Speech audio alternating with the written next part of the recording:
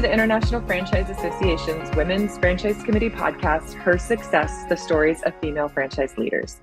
I am Leanne Caruso with Entrepreneur Media, and today I'm very excited to be talking with Sherri Fishman of Fishman Public Relations. Thank you for doing this, Sherri. Oh, absolutely. My pleasure. Looking forward to speaking with you. I am truly excited to talk to you and hear your story. I'll give a quick intro and then we can just dive right in, okay? Sherri Fishman, CFE, is the co-CEO and founder of Fishman Public Relations, the franchise industry's premier PR and content marketing agency. She is formerly an International Franchise Association board member and currently the chairwoman of the International Franchise Association's Marketing and Innovation Committee.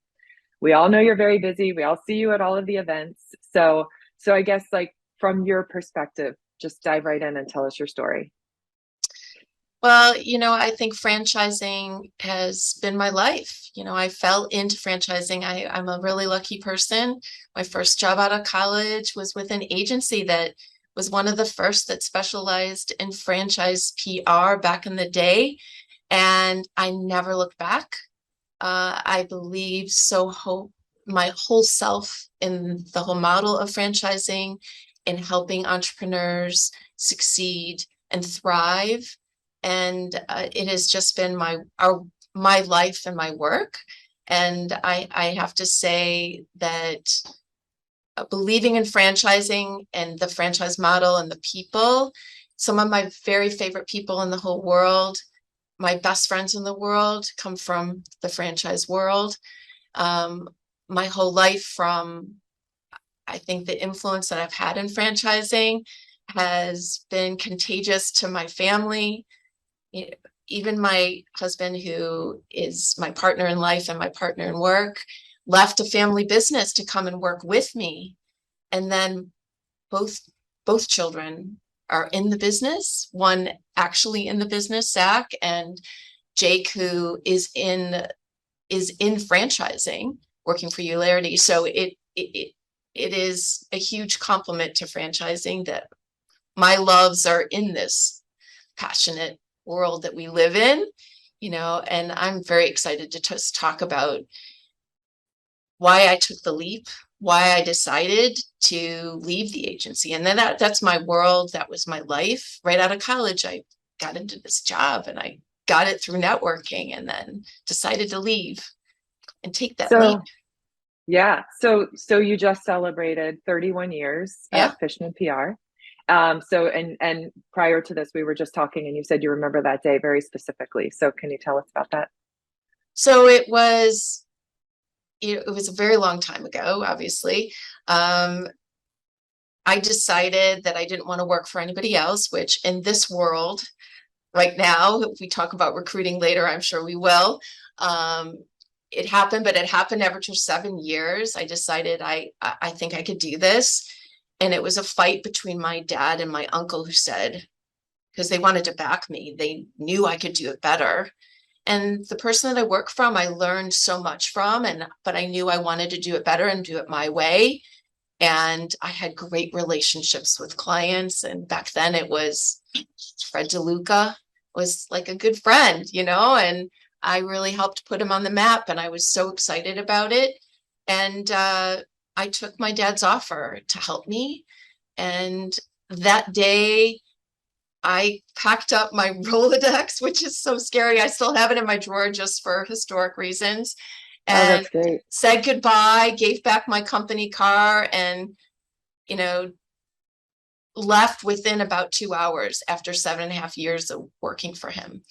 And started in in the second floor, suite 200 of my house, and then moved to the basement, suite B, and then moved to offices. And now look where we are. We have, between the two companies, between Fishman PR and Franchise Elevator, we have 55 people. We have 2 offices, one in Northbrook and one in River North.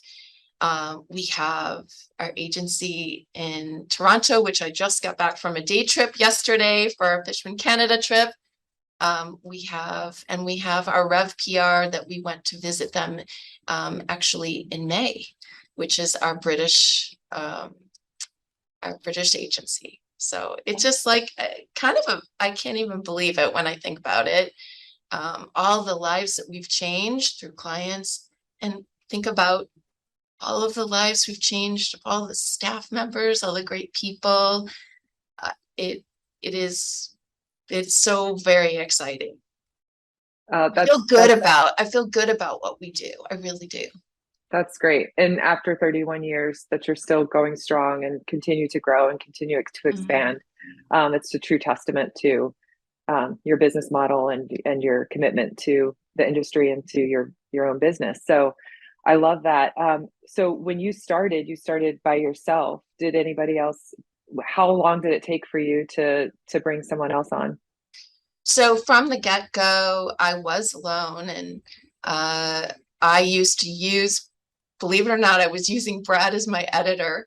He was working for a family business, and I kept encouraging him to get more interested in the world.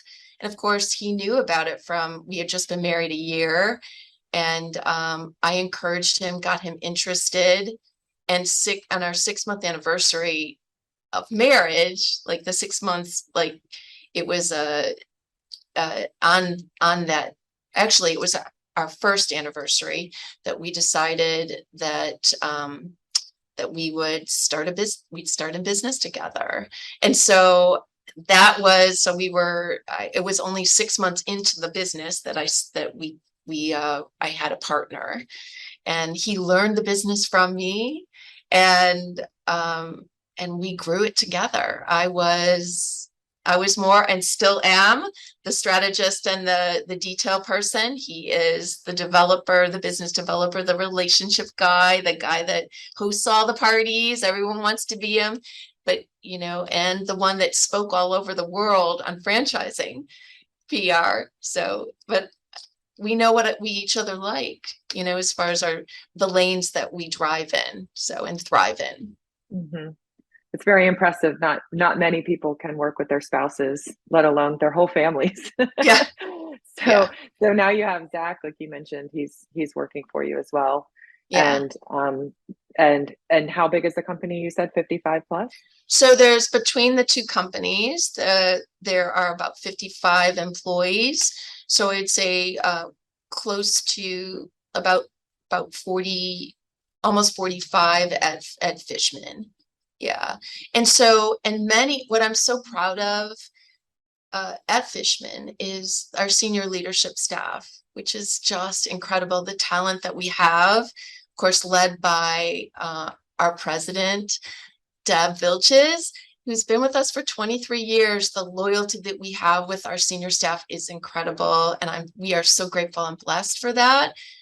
It is high-powered, highly talented, enthusiastic, passionate people who understand the world that we live in, because I would say the senior staff member that has been there the shortest time has been 6 years.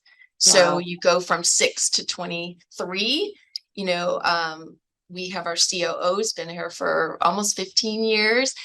That's pretty good for an agency.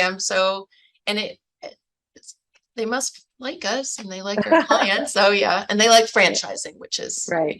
Which is also very important. Yeah. Yeah. Well, how long you've been in franchising? A long time too. Yeah, not 30 years, but I have been in for a little over 10 years too. But yeah, I mean, I've seen the insides of these agencies, and there's a lot of turnover, so it's definitely not easy. And that's agency life in general, but also franchising in general. Yes. So the fact that you have agency and franchising, and you've managed to maintain such a strong corporate staff, like that's just very impressive. Yeah.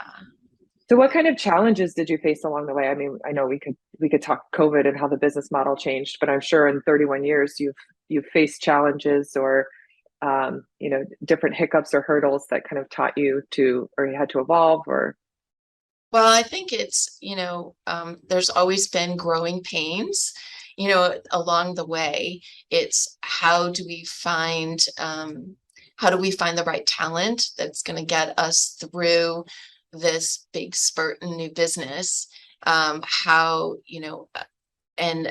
through those challenges, we look at how we had to improve our processes. So what we did is we leaned back on franchising as a model and used that to really reimagine how we work and operate our agency. So we made a very strict model of how we run it. You know, we call it the Fishman way. It's how we train, how we work with our clients, how we work with our team members, what is expected. So expectations are out there. Clients know, very transparent. And so I think that truly helped. So every team that we have runs like a franchise. So consistent processes so that clients understand what they're going to get. They never have to guess about communication. They never have to guess about what is coming next because everything is live. And being honest, which honesty is so important, being honest and open, being empathetic, that kind of led into all of our core values that we came back and truly harnessed. So it came back to, you have growing pains. You have to set, you're too small now you're too big to be acting like a small company. You have to act like a bigger company. We're no longer a small agency. We're a mid top tier agency. So we have to act like we are. So that's what we did. And it was Deb who really brought that to life and brought that to our, you're only as good as the people that are around you that make you better, right? So 100%. Great people around us that made us better, help us wake up to you're not just a small company anymore. And it's continually getting better, always wanting to improve, never being settled. We've been named 4 years in a row by Entrepreneur, by the franchisors. So always for me as a founder, it's like, oh my God, now it's like there's a mark on my back. What am I going to do better next year? How can we be better? Always, how can we be better? Because we're in that service business and it's all about how you can improve your relationship. So that's why process is important. Absolutely. Especially in PR. PR is also constantly changing and evolving. And I can imagine working with certain franchise brands or brands for a long period of time. Like you have to constantly be creative and find those stories and tell those stories. So how has PR in itself evolved since, over the course of 31 years? I mean, I'm sure now you're offering social media, which probably 10 years ago you didn't have a handle on. So you got it. Absolutely. It's how do you evolve? You can't sit still. You can't, but you also have to know what you can expand into, like how you want to do what you can do best, because best of class is how we run. So we are media relations focused, but we have an element because we've always been storytellers, right? We've always been content creators. It just hasn't had that name before. Right. So writing has been, the key to our success in everything we've done. It used to be just pitches. Now it's content marketing, but it's everything that we do, and we've always has been strategic. So we know we evolved into a combined, integrated media relations and content marketing specialists. And we've evolved and grown and really harnessed and embraced the consumer side of media relations and the B2B side of media relations, and how we can grow the content portion of our service offering, in addition to the social, in addition to, you were talking about COVID and what you learned from COVID. I learned so much about leadership, and I learned also that you can't just rely on what you have, what you're working with your tools. We expanded our tools. We took risks. When Zach came in, he had great ideas on what we needed to do to automate and it's helped us so much. Yes, is it a big ticket item? Yes. And do I get barking from Brad? Yes, but it's for a good reason, because we're only as good as the tools that we have, and we need to have it to be able to report, because we have to score. There's metrics behind what we do, even though, because PR in the past, there was no metrics. So Right. I mean, it didn't exist, and now it does. We do our very best to do customized scorecards for our clients, because we're always thinking ahead, being proactive, not being surprised when a client's not happy. We want to keep clients happy as much as possible. So we need to have a pulse, right? And the only way we can have a pulse is to have metrics, right? To analyze, right? So that's kind of how it's changed. There's numbers, there's measurement, there's reporting behind media relations, there's tools, there's influencers, there's paid for TV, there's everything that we did with Undercover Boss and every kind of segments that we put together, influencer events. That's the fun stuff. Yeah, it is interesting how PR has evolved. It's become kind of more three-dimensional, I guess, and more integrated with multiple platforms, and being able to tell the story in a lot of different places and trying to meet people where they are, and but you guys have been in the industry for so long. I'm sure you've got some really strong relationships with the media, so that's also good. Forgive my dogs, by the way. That's okay. That's okay. That's all right. That's all right. But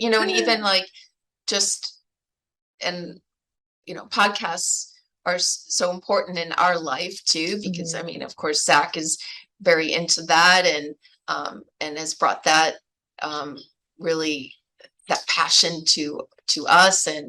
But there's so much there with podcasts, and with just the whole nature and format and how people love it, So I mean, it's changed the way people can tell their stories. Oh yeah. Which kind of leads us to this. So I haven't ever heard your story, and which is why I was excited to interview you.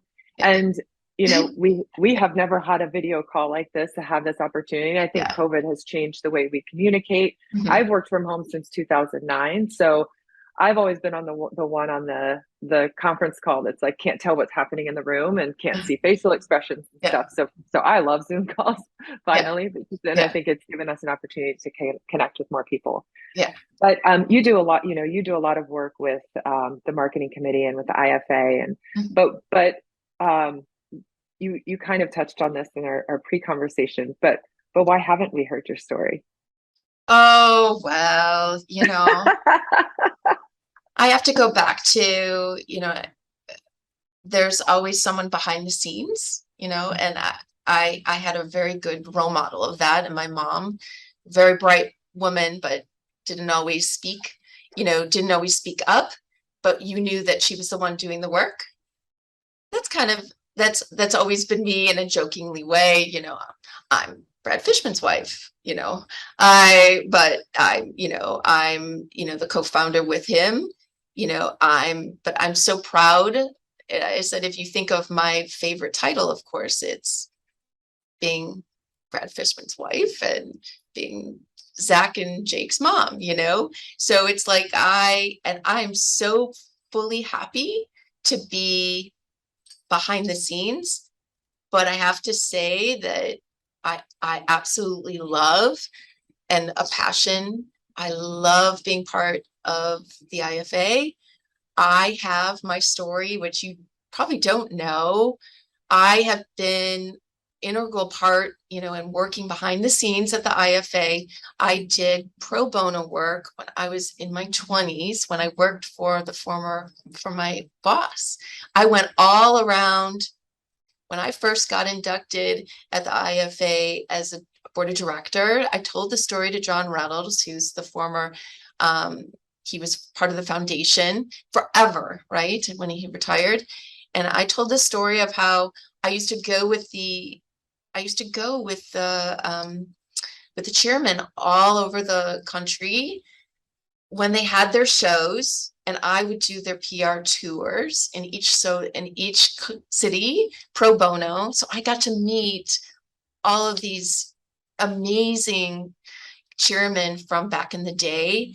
And that's when I learned the love of franchising. And so and then I became on the committee, and then I finally became the head of this marketing committee, and I won't let go. So until they kick me out.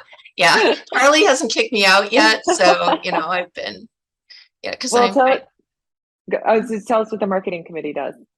Oh, IFA. so we're very excited. So the marketing committee really is a content provider for the marketing staff of the IFA. So we used to be do the programming for the conferences for the IFA, but now that they have transitioned over to working with Franchise Update Media Group on the programming, we are doing our virtual workshops every other month and during those topics, we're providing more of a membership engagement, understanding of marketing tactics, and learning from my C-suite of executives who are part of my committee. It is pretty impressive group that we have. And so it's a give back to the IFA as far as the content with the virtual workshops. We also write for the franchising world. We also include blogs for the Roundup newsletter. So we're constantly trying to have a reason for members that are in the marketing sector to want to be members. And we just started a LinkedIn group too. Oh, great. Yeah. Great. And how do people find that LinkedIn group? I will actually, when I share this podcast, I will share it. I will definitely share it for you. Okay, great. Yeah, I'll take a look for it too. So who has been I had no idea about your previous work with the IFA. So you've been involved for a very long time. And so who has been an influential part of your journey? And I know you could easily say Brad or Zach, but are there others that you could go beyond? Well, I have to say I went back to Fred DeLuca, who back when I was, 26, 27 years old, was bouncing ideas off of me. Okay. Which is kind of funny, the founder of Subway just bouncing ideas off of me. But just looking at what he did and what he achieved gave me the impetus to not give up. But I would say within franchising, those people that I view as mentors, as guides, as people are pillars for me, besides Brad, would include, Shelly's son, who started as a client of ours, but just her strength and her endurance within an industry that is hard within franchising, and the success that she has, how successful she's become, is an inspiration to me. I learned so much from being with her and being around her. And she's always motivated me to push harder and harder. And I've done so. And sometimes being out of the comfort zone, and I see just the strong women in this industry and how they've elevated themselves and how they're leading huge enterprises into. It is phenomenal for me to see that, and how in this world, in this climate, it is just expected, for that women can just go into that role easily. I don't see it as an obstacle being a woman in this business. I know that back in the day when I first started and I walked into a room and I was pregnant and Brad was sitting next to me, that at that time, the client didn't even look at me, but things have really changed now. And, you know, that was a long time ago, because that was Zach. So that was a long time ago. So, but it you know, it just is, thank God, at least that has changed. Yeah. And I look at my senior staff, and good portion of them are women. So, Mhm. you know, we are strong, we are powerful, and we're not, I would say it never ever crosses my mind that we can't do it. Right. That's great. So you have a strong leadership team and of 55 plus members. How do you inspire and empower at work? How do you help your team continue to grow and evolve and really support them? Obviously, you're doing something right, right? So how do you do that? Well, I think that it comes down to recognition, Mhm. and it also, you know, as far as being part of that, is one of the biggest challenges, is how do you keep and cultivate culture during this time? And we lean in everything that we do on our core values and our mission. And every other week we have, it's something that was started a very long time ago by Deb and all of us. We celebrate every week, every other week, in an official gong ceremony.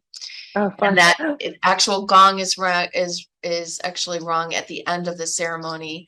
And that is a time where we celebrate those individuals who exemplify our core values, or so everybody has the floor, even though it's 55 people. It's not just the leaders that are doing it. It makes the leaders feel really good when it's their employees, their staff, Mhm. who are speaking on their Mhm. behalf. Because part of how we run our organization is, the more responsibility that you get, the more relationship building you have with clients and with people. Mhm. So as you go and you zoom up to that rank of team leader, you have multiple layers of multiple different kind of relationships. So it feels so good, and you feel proud when your employee is actually speaking and providing that PR hack of the week, you know. And but there's also the fun, because we're known for fun. So it's parties that we have at IFA, or it's, you know, last minute, you know, we have happy hour next week that we're taking over a bar. They know we're taking it over, but we're taking over a bar. You know, we tried very hard during COVID to have incentives within our team to keep them happy. Do we really want to have, you know, Zoom lunches together? Well, it's better than not having, you know, lunch together, you know, at some point. We tried as very best as we could to do it. But I think being in the office, which we now are in the office at least once a week, has been great for us. And so that's kind of where we're at. I was going to ask, how did the business structure change or the organizational structure change after COVID or through COVID? Wow. So you come back once a week. Is your team now scattered across the United States? Like So that's a great question. You know, never thought we were ever going to be like you, remote. We were 100% remote for quite a very time. And what happened with that is, back to process. We had to learn to truly train the right way. Then we've had so many iterations of training, because training is so important all the time. And then it's, you know, at first during COVID, how do we keep everybody safe? And then everyone went remote. And then this new generation is, they want to, those just out of college are wanting to be together. They've really never been in an office before. So it's like, and we have that interest of, you need to collaborate and see people eyeball to eyeball. We do have, we did hire some fully remote people, but they are fully remote if they've had experience prior to. And we do bring them in for events, but for the most part, we are pretty local, and now we are only hiring local because the vibe is you got to be in an office at least once a week. You have to be with your team, your teams or other people within the agencies. We integrate both agencies, so it's a lot of people, and it's fun to have that feeling again. Yeah. It really is. Yeah. Well, that's good. It seems like it evolved on some level, but maintaining that kind of core in-person structure is really good for your team. It is, but it's also there are a lot of things that the newer candidates that are coming in they have no recollection of what it is and how to work in an office. So it's kind of cool for them to have that experience. So they're very excited about it, which is good. Which is really good. Yeah, I mean, there's some people that thrive. Sorry, my dog. There are some people that thrive in a remote environment, and there are some people that just don't. So finding the balance of those people, but it also gives you the opportunity to hire the right person, right? So you're not you can hire somebody who might be a great account executive for you in Maine, but that you wouldn't been able to do before if they're experienced, of course. Right.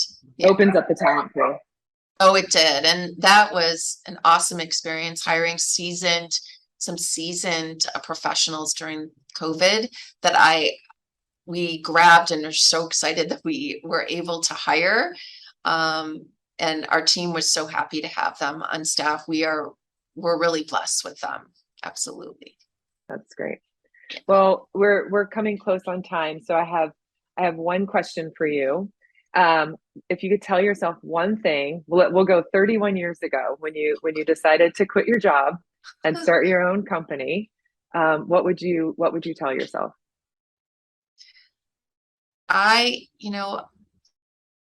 I'm going to go back to what my dad said to me probably 31 years ago when he was talking to me just about his own business.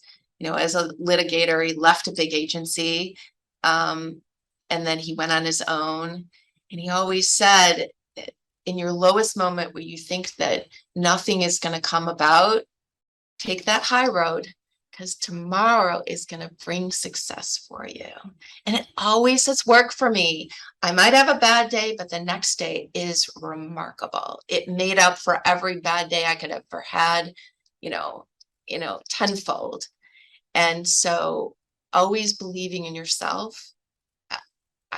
I always believe in myself and know that we're doing a great job, so that tomorrow will bring good fortune to us. And it's true. It really is. Oh, I love it. Okay, so if anybody wants to contact Sherri, you can reach her at sfish@fishmanpr.com or visit fishmanpr.com. Is it Fishman PR or Fishman Public Relations? Fishman PR. PR.com. Yeah. Thank you so much, Sherri, for taking the time. Pleasure. It's so much fun. It's been an honor to get to know you more and to hear your story. Thank you. I did not know that part of your journey, and I'm grateful I get to know it now. Now we get to share it with the rest of the world. My pleasure. Have a good rest of your day. All right, you too. Thank you. Bye-bye.